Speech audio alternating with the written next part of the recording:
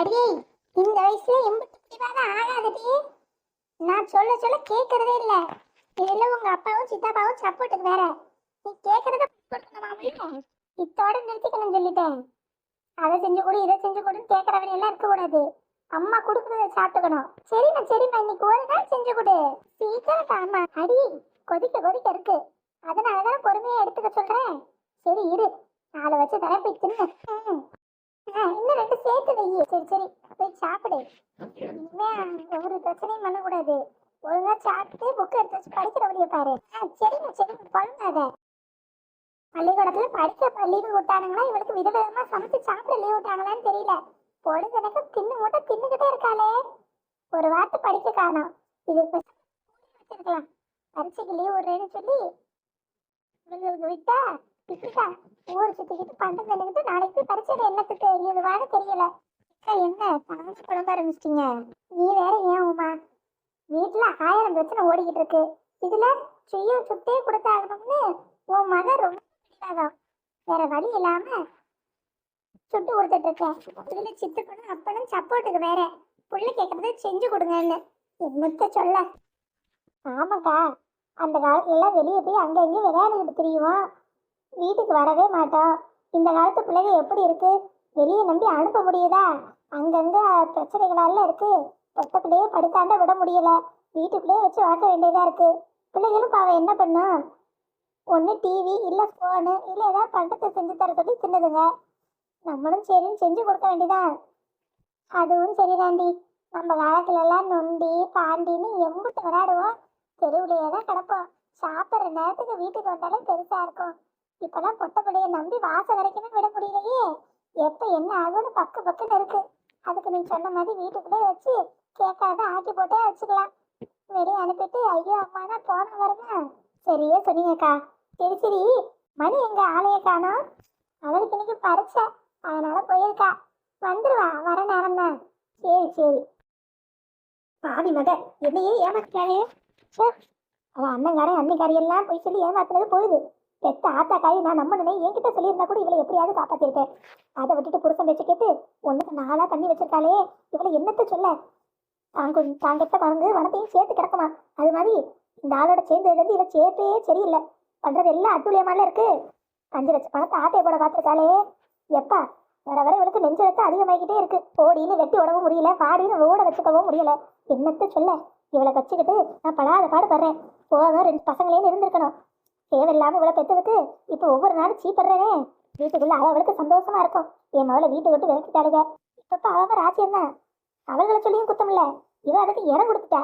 அப்புறம் எல்லாம் சந்தோஷத்துல துள்ளிதான் குதிப்பாளுங்க. ஏன் ஒருத்திக்குதான் மனசு பட்டுங்குது. பாவம் வெளியே போனவன் என்ன பண்றாளோ ஏது பண்றாளோ. நடு தெருவுல நிக்காம இருந்தா சரிதான். என்ன வாசல்லையும் வாசனை மூக்க தொலைக்குது. அக்கா ஏதோ விதவிதமா ஸ்வீட்டு செஞ்சு அசத்துது போலயே. இன்னைக்கு ஒரு பிடி பிடிச்சிடணும். வாசனைய பார்த்தா ஏதோ இனிப்பு பண்ற மாதிரிதான் தெரியுது. மணக்குதே. 4 தெருக்கு தள்ளி இருந்தாலும் வாசமே நம்மள கட்டி எடுத்துட்டு வந்துடும். மல்லிகாக்கா கைப்பக்கம் வேற யாருக்கு வரும்? மல்லிகாக்கா வசந்தி குரலாட்டம் இருக்குல்ல, அதுக்கு தாண்டி இருக்கேன். உள்ளவா. வந்தாச்சு. என்னக்கா பலகாரெல்லாம் வாசம் அரசல் வரைக்கும் வீசுது. ஒண்ணும் இல்லடி, இந்த திவ்யா குட்டி தான் வீட்டுல இருந்துகிட்டு அதை செஞ்சு கொடு இதை செஞ்சு கொடுன்னு உயிரை எடுக்கா. உங்க வீட்லயுமா? என் வீட்லயும் அப்படிதான் கேட்டு தெரிஞ்சா. நான் வீட்டுல எல்லாம் ஒண்ணும் செய்யல. 10 ரூபா காசை பிடி வெளியே ஏதாவது வாங்கி திட்டக்குன்னு கொடுத்துட்டு வந்துட்டேன் பார்த்துக்கோங்க. அப்படியா? போறப்ப பிள்ளைக்கு 4 எடுத்துட்டு போய் கொடுடி. பாவம் பிள்ளைங்க என்னதான் பண்ணோம், வீட்லயே பொழுதுனைக்கு அடைஞ்சு கிடக்க முடியும். 4 தின்பண்டம் கேட்டா செஞ்சுதானே கொடுக்க வேண்டியது இருக்கு. நீ 4 எடுத்துட்டு போய் கொடு. அதெல்லாம் வேணாம்க்கா, காசு கொடுத்துட்டு தானே வந்திருக்கேன், அதெல்லாம் வாங்கி தின்னுக்குவா. சரி அது கிடக்குது, இது எடுத்துட்டு போய் கொடு. மல்லிகாக்கா டேஸ்ட் வேற எந்த கடையில கிடைக்கும் நீயே சொல்லு. சரி எடுத்துட்டு போறேன். நீ சொல்றதும் சரிதான். 1 கோடி ரூபா கொடுத்தாலும் இப்படி ஒரு ருசியா வேற யாருக்கு கிடைக்கும்? அக்கா இங்க 2 எடுங்க. அக்கா மாப்ப முடிச்சிருந்தாக்கா வந்துருக்கா. நீ சொல்லலனாலும் இதை எடுத்துட்டு தான் போக போலையே. அடியே இந்த பக்கமா ரேஷன் வரைக்கும் போகலாம், சாமான் எதுவும் போடுறாங்கன்னு பார்ப்போம்னு வந்தேன். சரி என்ன இந்த பக்கம் போன வழியில வாசனை சும்மா மணத்துச்சு. சரி அக்கா வீடு தானே, உள்ள என்னமோ செய்யுதுன்னு நினைச்சு உள்ள பூந்துட்டேன். அதனால என்னடி இருக்கு, 4 எடுத்து வச்சு தின்னுட்டுப்பா. இப்ப அக்கா வீட்டுல வந்து சாப்பிட்டு எங்க போய் சாப்பிட போற? அப்படி சொல்லுக்கா. எடுத்து கொடு பாப்போம். தாரு தாரு அக்கா. அப்படியே எனக்கு 2 கரண்டி கரண்டி எல்லாருக்கும் தானே செய்யறேன். தரேன் தரேன். சாப்பிடுங்க. நான் தான் தரணும்னு கிடையாது. அதோட எடுத்து வச்சு ஆளுக்கு நானும் சாப்பிட்றேன்னு சொல்லிட்டேன். அக்கா கொடுக்கணும், அக்காட்ட கேட்கணும்னு நினைக்க கூடாது. எல்லாம் உங்க வீடு சொல்லிட்டேன். ஏதோ போச்சுக்கோ. ஏற்கனவே வசந்தி வாண்டடா வருவா. இப்ப நீ வேற இப்படி சொல்லிட்டியா? இனிமே பொழுதனைக்கு 3 வேளையும் உன் வீட்டுல தான் போ. ஆமா, அக்கா இருக்கப்ப எனக்கு என்ன கவலை? என்னக்கா சொல்ற? சரிதாண்டி சரிதாண்டி. ஏங்கா, விஷயம் கேள்விப்பட்டேன். உன் நாத்தனார் வீட்டை விட்டே போயிருச்சாமே. அட ஆமா வசந்தி, அது உனக்கு தெரியாதா? அதுதான் இல்லாத தில்லு முள்ளு வேலை பார்த்தாலே. நீ தானே என் கூட வந்து எம்புட்டையும் கண்டுபிடிச்சது. அப்புறம் என்ன? ஆமா, அவளெல்லாம் அப்படிதான் செய்யணும். ஏண்டி, அவளை பத்தி எதுக்கு பேசிக்கிட்டு? நம்ம சந்தோஷமா செய்வோம், சாப்பிடுவோம், அதோட இருங்க. தேவையில்லாம எதுக்கு அவளெல்லாம் எடுத்துக்கிட்டு? இல்லக்கா, சும்மா தான் கேட்டேன்.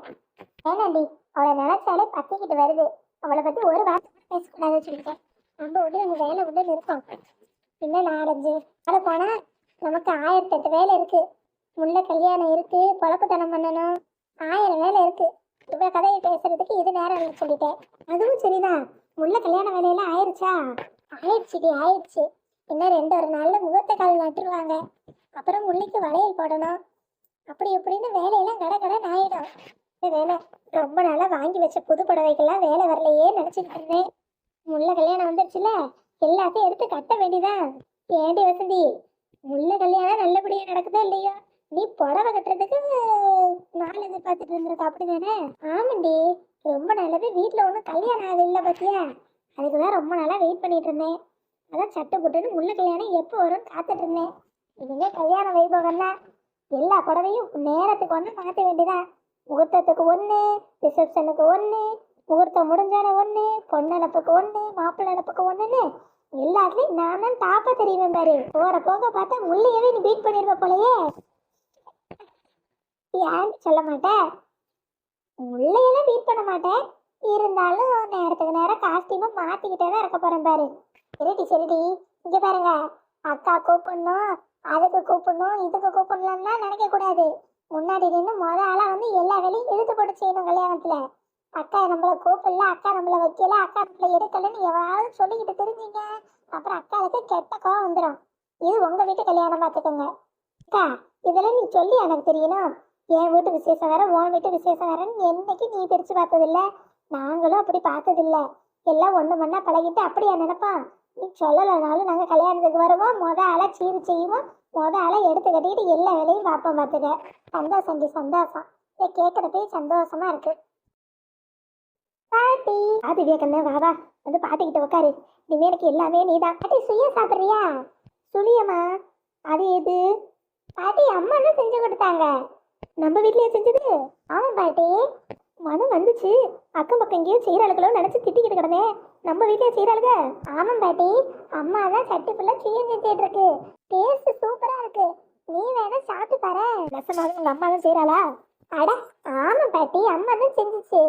டேஸ்ட் சூப்பரா இருக்கு. நீயும் சாப்பிட்டு எங்க போற? என் பொண்ணு வீட்டை விட்டு துரத்துறதுக்கு இவ சீட்டு செஞ்சு கொண்டாடுறாளாக்கும். இரு திவ்யா குட்டி, நான் வந்துடுறேன். பாட்டி நில்லு. இரு, நான் வரேன். என்ன இந்த பாட்டி, இதுக்கும் சுயனா பிடிக்கும் தானே?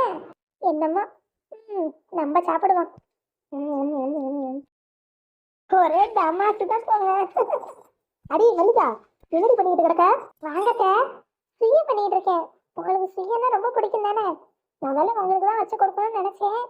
அப்புறம் உங்க பேத்தி வாங்கிட்டு போயிட்டா. அப்படியே பேசிக்கிட்டே இருந்ததுல நேரம் போனதே தெரியல. வாங்கத்த, 4 சுயம் வச்சு தரேன், சாப்பிடுங்க. சுயம் வேணாம், ஒண்ணு வேணாம். உங்களுக்கு பலகாரம் தான் ரொம்ப பிடிக்குமே. என்னடி ஒன்றும் தெரியாத மாதிரி நடிக்கிறியாக்கும்? என்ன உன் முகத்துலயும் உன் கூட்டாளிங்க முகத்துலயும் ஒரே சந்தோஷமா இருக்கு. எப்படா என் மக வீட்டை விட்டு போவா, ஸ்வீட்டு செஞ்சு கொண்டாடலான் இருந்தியோ? இப்படி சொல்றீங்க? சும்மா நடிக்காதடி. எனக்கு தெரியாது, என் மக பண்ணது தப்புதான், இல்லைன்னு சொல்லல. அதுக்குதான் தண்டனையா அவளை வீட்டை விட்டு வெளியே அனுப்பியிருக்கேன். ஆனா அதுக்குன்னு அவ வீட்டை விட்டு போனதை நீங்களா இப்படி சந்தோஷமா கொண்டாடுறத நான் ஒரு நாளும் பார்த்துக்கிட்டு இருப்பேன்னு நினைக்காதீங்க. இது ஏன் வீடு, ஞாபகம் இருக்கட்டும். அதுக்காக அக்கா ஒன்றும் செய்ய கிடையாது. புள்ள சுயம் கேட்டாலும் எனக்கு ஆசையா செஞ்சு கொடுத்துட்டு பேசிட்டு இருக்கீங்க. அடியே, இதை என்ன நம்ப சொல்றியா? அப்படி சுயம் கேட்டா பிள்ளைக்கு மட்டும் 4 போட்டு செஞ்சு கொடுக்குறதுக்கு என்ன? இப்படி கூட்டாளியெல்லாம் வர சொல்லி இப்படி கூட்டா சேர்த்துக்கிட்டு கதை பேசி சிரிச்சுக்கிட்டு சாப்பிட்டுக்கிட்டு இருக்கீங்க. இதெல்லாம் பார்த்துக்கிட்டு பார்க்காத மாதிரி இருக்கணுமாக்கும்? உங்க எண்ணம் எல்லாம் எனக்கு தெரியும்படி. இந்த நடிப்பெல்லாம் வேற எங்கேயாவது கொண்டு போய் வச்சுக்கோங்க. இந்த அளவேலுக்கிட்ட வேணாம். ஐயோ அத்தை, அப்படியெல்லாம் இல்லத்த. என்னைக்கு நான் 2 நாளுன்னு செஞ்சிருக்கேன்.